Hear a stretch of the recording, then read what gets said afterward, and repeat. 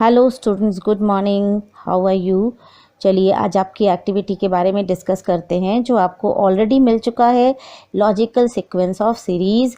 और उसमें देखिए इंस्ट्रक्शन क्या दिया है। इंस्ट्रक्शन दिया है कि arrange the following in order of their size beginning with the largest. मतलब आपको लॉजिकल सीक्वेंस बनाना है लार्जेस्ट टू स्मॉलेस्ट में। तो चलिए स्टार्ट करते हैं। नंबर 1 देखिए। नंबर 1 है रैबिट, फॉक्स, राइनोसेरस, एलिफेंट और टाइगर। तो ये सारे आपने एनिमल्स देखे ही होंगे कहीं ना कहीं। तो अब बताइए कि सबसे बड़ा, इसमें सबसे बड़ा आपको कौन सा मिलेगा, लार्जेस्ट, वो है एलिफेंट।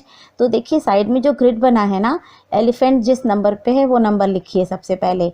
उससे छोटा क्या होगा, राइनोसेरस, तो राइनोसेरस का नंबर ग्रिड पर लिखिए। उससे छोटा टाइगर होगा तो टाइगर का नंबर ग्रिड पर लिखिए। और उससे छोटा फॉक्स होगा तो फॉक्स का नंबर ग्रिड पे लिखिए। और सबसे छोटा रैबिट होगा, रैबिट का नंबर लिखिए। आपको इसी तरह ग्रिड पे नंबर लिखने हैं।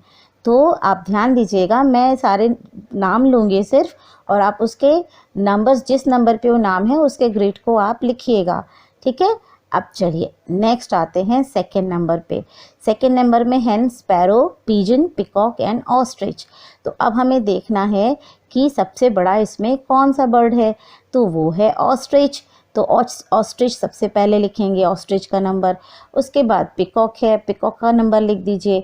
अब पिकॉक से छोटा देखा जाए तो हैन और पिजन। अब दोनों में से कौन सा आपको लग रहा है कि बड़ा हो सकता है, हैन बड़ा हो सकता है या पिजन। तो हमें लगता है हैन बड़ा होगा, तो हम हैन लिख देंगे। उसके बाद पिजन और उसके बाद स्पैरो। तो आपका हो गया ostrich, peacock, hen, pigeon and sparrow, ठीक है। अब थर्ड नंबर पे आ जाइए।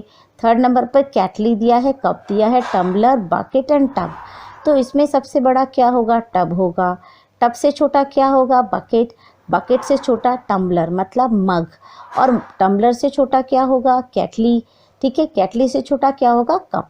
तो हमने इसे लार्जेस्ट टू स्मॉलेस्ट में कन्वर्ट कर लिया, अरेंज कर दिया। अब आते हैं हम लोग फोर्थ नंबर पे, paragraph, word, letter, sentence and chapter. तो सबसे बड़ा इसमें क्या होगा, चैप्टर होगा। चैप्टर किससे मिलके बनता है, पैराग्राफ से मिलके बनता है। और पैराग्राफ किससे बनते हैं, सेंटेंस से। सेंटेंस किससे बनता है, वर्ड से। वर्ड किससे बनता है, लेटर से। तो आपने सीक्वेंस पहचान लिया ना, चैप्टर, उसके बाद पैराग्राफ, पैराग्राफ के बाद सेंटेंस, फिर वर्ड, फिर लेटर। अब आप आ जाइए फिफ्थ नंबर पे।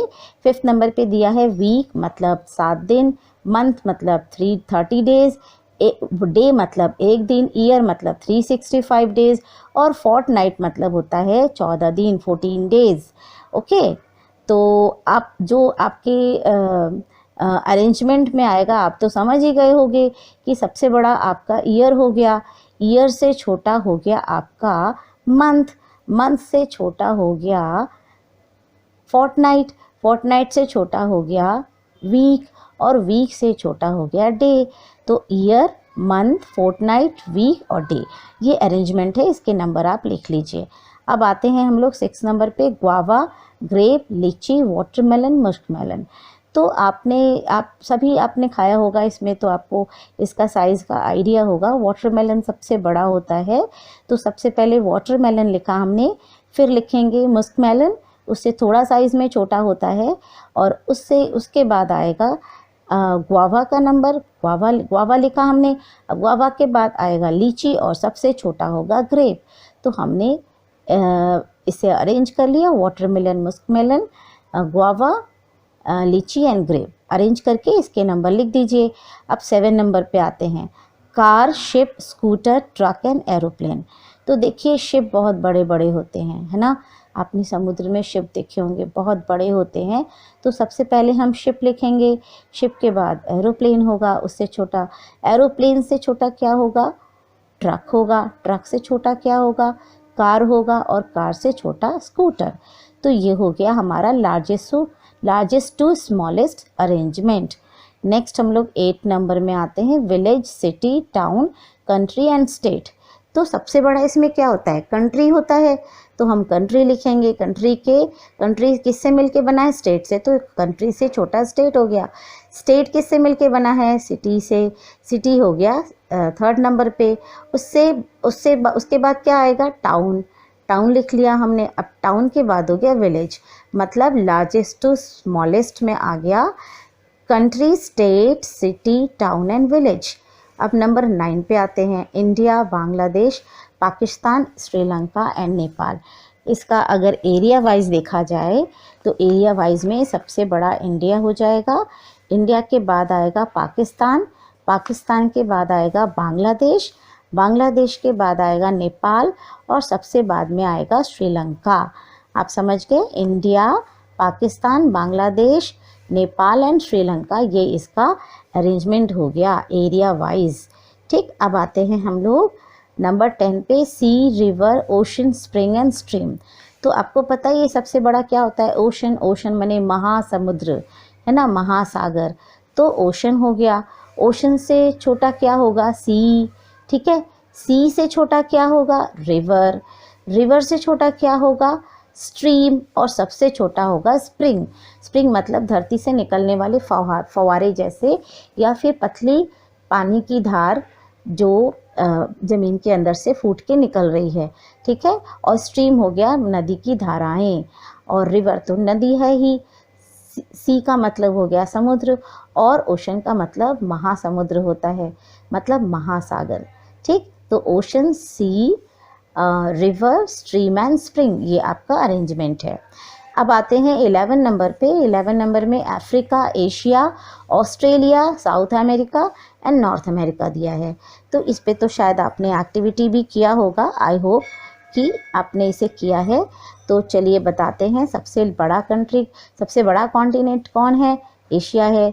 एशिया आपने 1 सन 2 शू के प्रोसेस से जिन लोगों ने पढ़ा है उन्हें याद आ जाएगा अब ये एक्टिविटी, कि सबसे बड़ा एशिया है।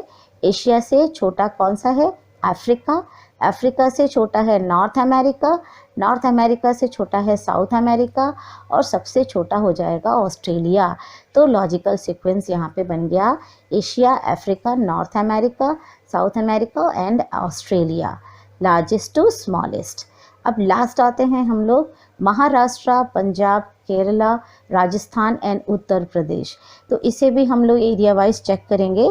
तो एरिया वाइज अगर चेक करेंगे तो आपको मिलेगा सबसे बड़ा राजस्थान है, उससे छोटा महाराष्ट्र है, उससे छोटा उत्तर प्रदेश है, उससे छोटा पंजाब है और सबसे छोटा केरला। तो आपका सीक्वेंस जो हो गया लार्जेस्ट टू स्मॉलेस्ट का हो गया राजस्थान, महाराष्ट्र, उत्तर प्रदेश, पंजाब एंड केरला। तो ये हम लोगों ने लॉजिकल सीक्वेंस लगाया। आपने एक चीज़ नोटिस करी है, अगर आपको लॉजिकल सीक्वेंस की एक्टिविटी करनी है तो ज़रूरी है कि जो वर्ड्स आपको दिए गए हैं उसके बारे में आपको कोई नॉलेज हो। अगर कुछ ऐसे वर्ड होंगे जिसके बारे में आप जानते नहीं हो तो आप उसका लॉजिकल सीक्वेंस कैसे बनाओगे।